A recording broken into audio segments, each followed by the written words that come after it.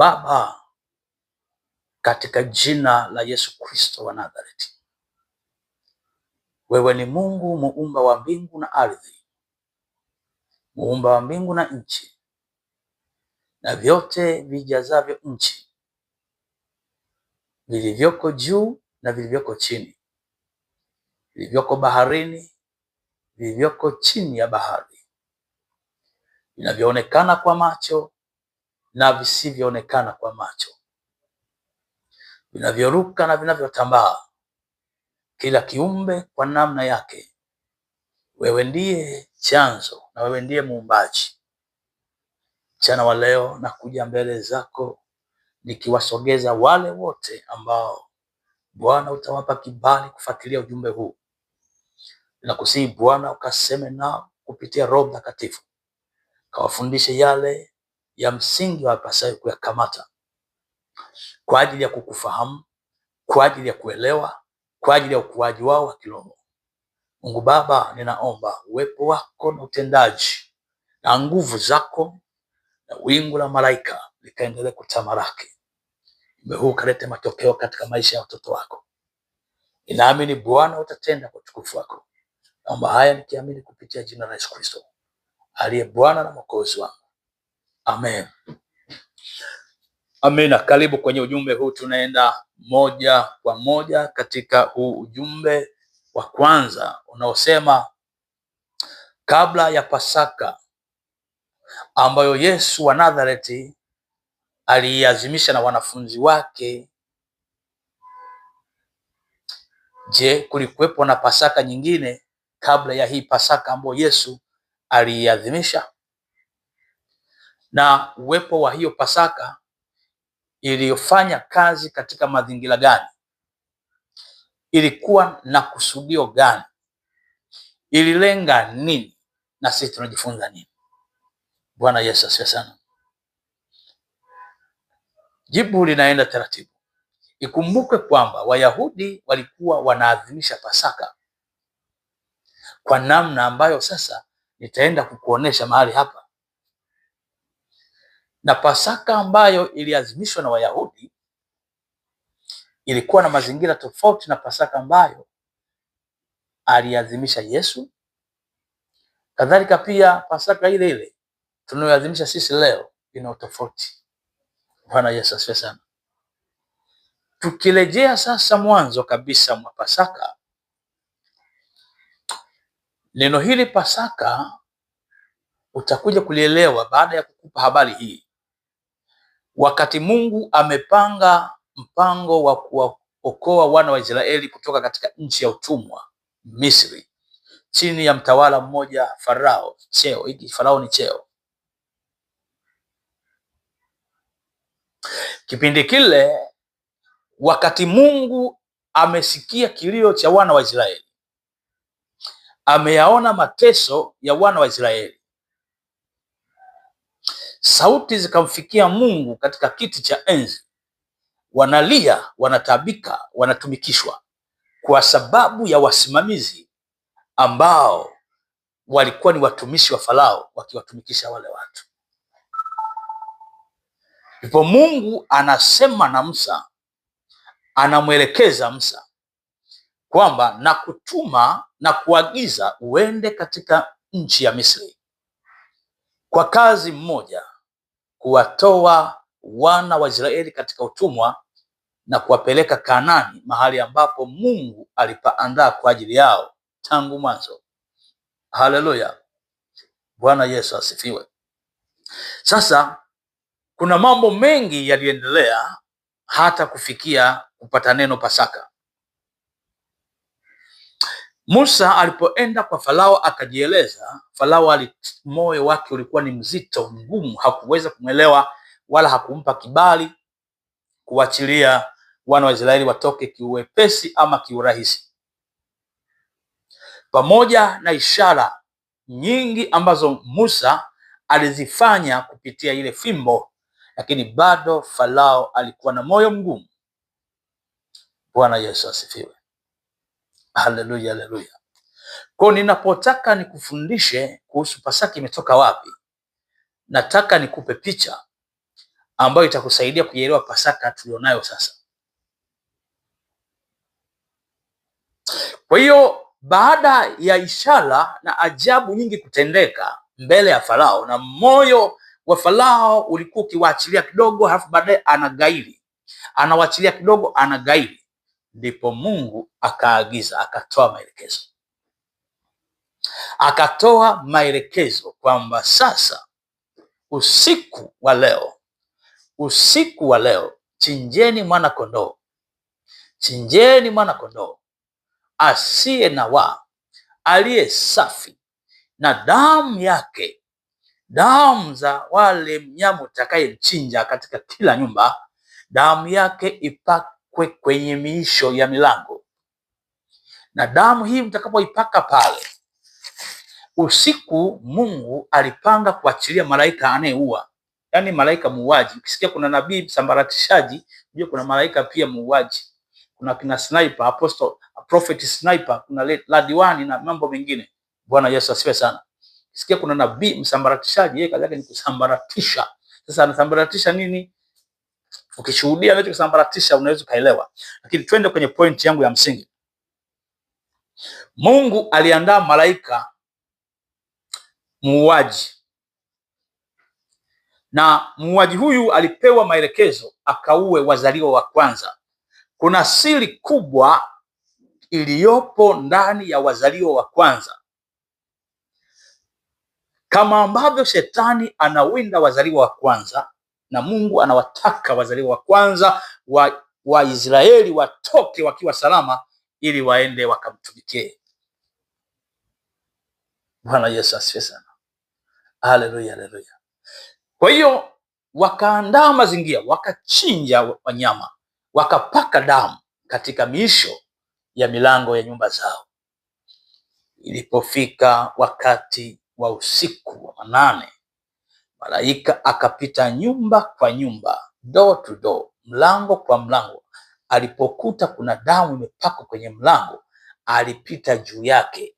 Kupita juu yake ama alivuka. Sasa ile neno juu yake, kupass, ule mwanzo kuna sehemu pasiansi, kama unajua maana ya pasiansi.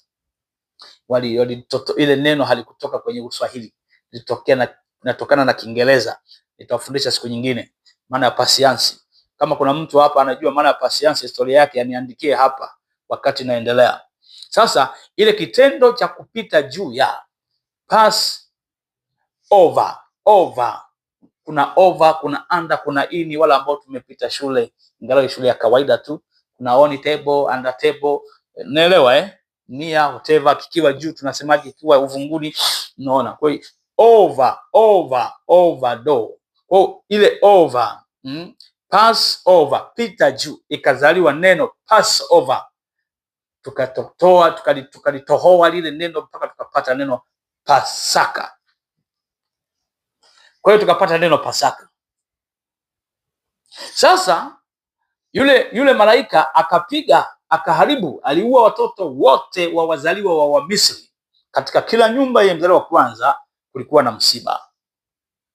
Sasa I'm not talking about that. Mimi nakuja huku sasa.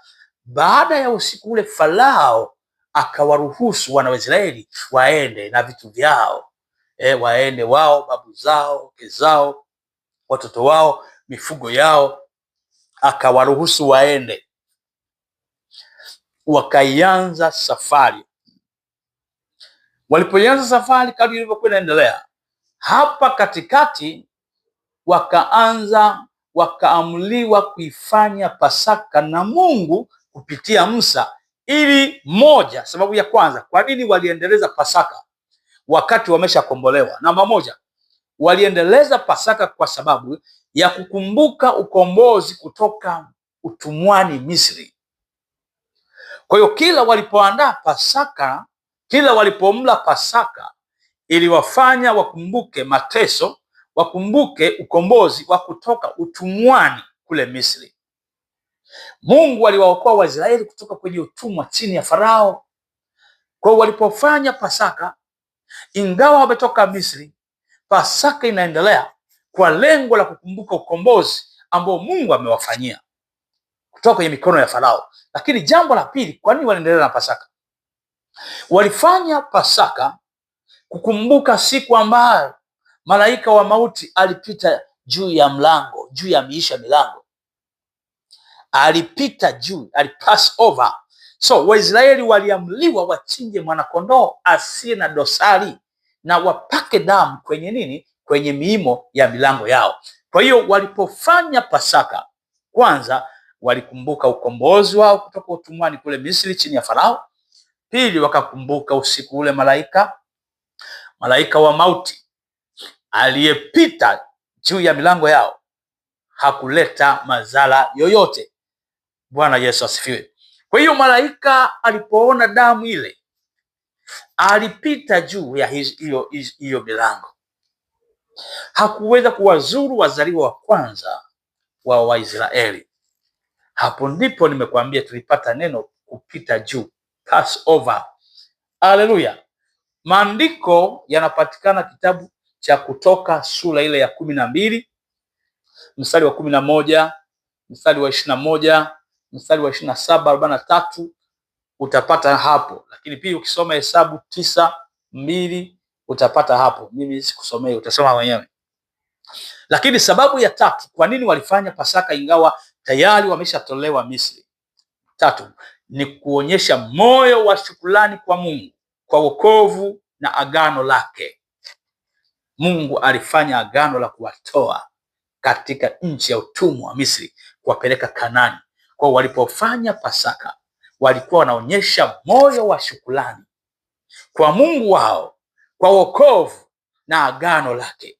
Mungu aliwaamuru waadhimishe Pasaka kila mwaka ili vizazi vyao viweze kukumbuka jinsi ambavyo walikombolewa. Kwa elewa hili pia, pamoja na kumshukuru Mungu kwa wokovu, pamoja na kumshukuru Mungu kwa agano, lakini walifanya Pasaka ili kutunza kumbukumbu kwa vizazi na vizazi na vizazi, ili kuwakumbusha wapi Mungu ametutoa. Waliendelea kufanya Pasaka mpaka Pasaka ya mwisho ambayo alikuja Yesu aliagiza ikaandaliwa na wanafunzi wake. Yesu akaila akasema, mimi kwangu kwake ikawa ya mwisho. Akasema sitakunywa tena divai hii, vitu vya nafaka sitakula tena, lakini kuna ile inayokuja. Yeye akatuagiza sisi tuendelee, ila yeye hata kunywa tena vitu vya nafaka, vitu vya kibinadamu. Kwa nini? Alikuwa anaenda kuvaa roho, anarudi katika uungu wake. Mungu hali bagia, Mungu hali chapati wala hali hayo unayojua wewe, ila kwa kuwa kipindi kile alikuwa bado ana ile hali ya ubinadamu, ndio maana alishiriki ile Pasaka kwa namna ya kawaida hivyo. Bwana Yesu asifiwe. Haleluya, haleluya.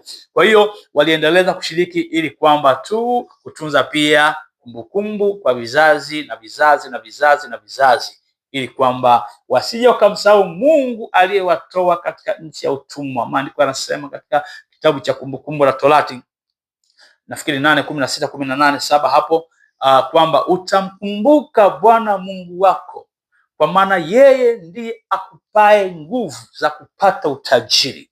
Kwa kuna mambo mengi waliendelea kuyafanya kwa kuonesha kwamba wanamkumbuka Bwana Mungu wao, ambaye ndiyo yeye aliyewatoa kwenye utumwa, ambaye ndiyo yeye amewapa nguvu za kupata utajiri. Bwana Yesu asifiwe. Ukiona kuna mahali watu wanamkumbuka Mungu, wanaweza kutoa sadaka, wanaweza kusaidia wenye mahitaji, hao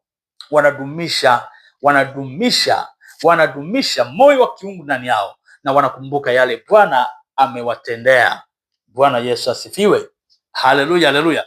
Kwa hiyo sasa, hiyo ni Pasaka katika Agano la Kale.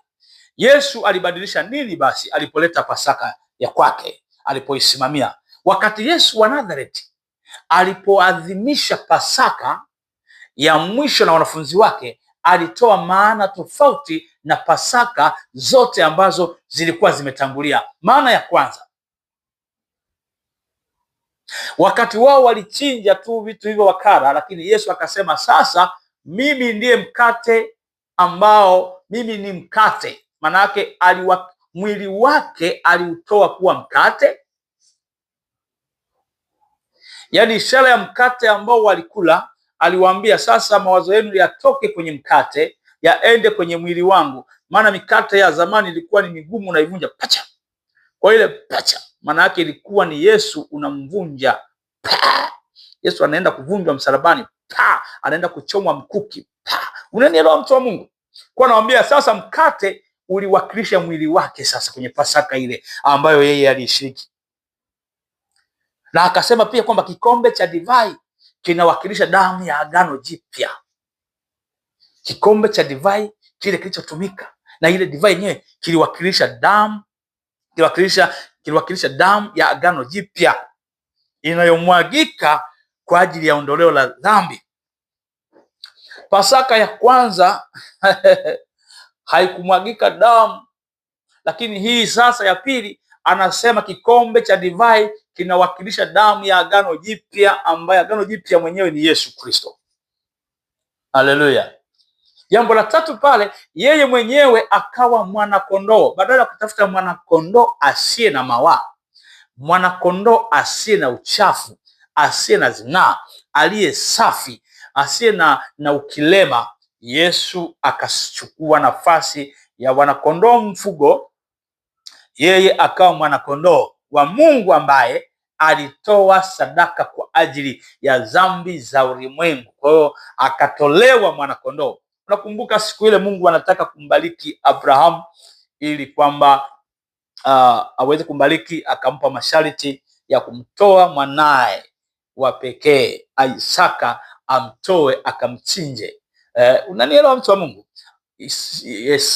Ibrahimu alimpeleka kama mwanakondoo, lakini wakati yupo katika hali ya kutekeleza lile jambo, Mungu akamzuia, usimchinje mwanao, usimchinje Isaka. Angalia pembeni, alipogeuka akamwona mwana kondoo amenasia mahali.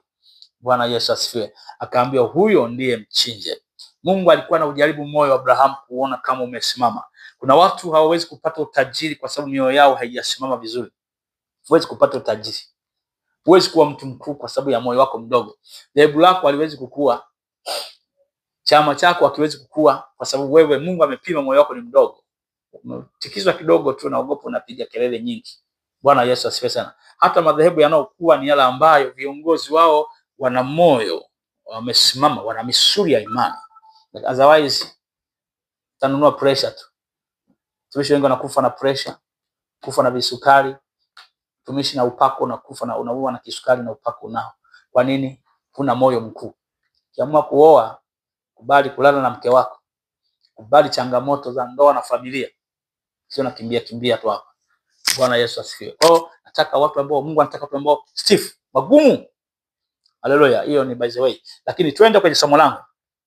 Kwa hiyo Pasaka ya Agano la Kale ilikumbusha ukombozi kutoka utumwa wa Misri, utumwani Misri. Ilikumbusha. Lakini pia hii ndio point ya msingi. Pamoja na yote, lakini waliposhiriki walikumbuka ukombozi wa kutoka katika nchi ya Misri, utumwani kwa Farao.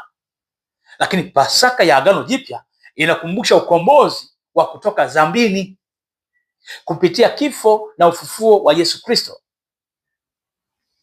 Sikiliza, kifo cha Yesu hakijatukomboa, ila alipofufuka ndio ukombozi ukatimia. Elewa, asingefufuka hapa biashara ingekuwa ngumu. Dingedoda.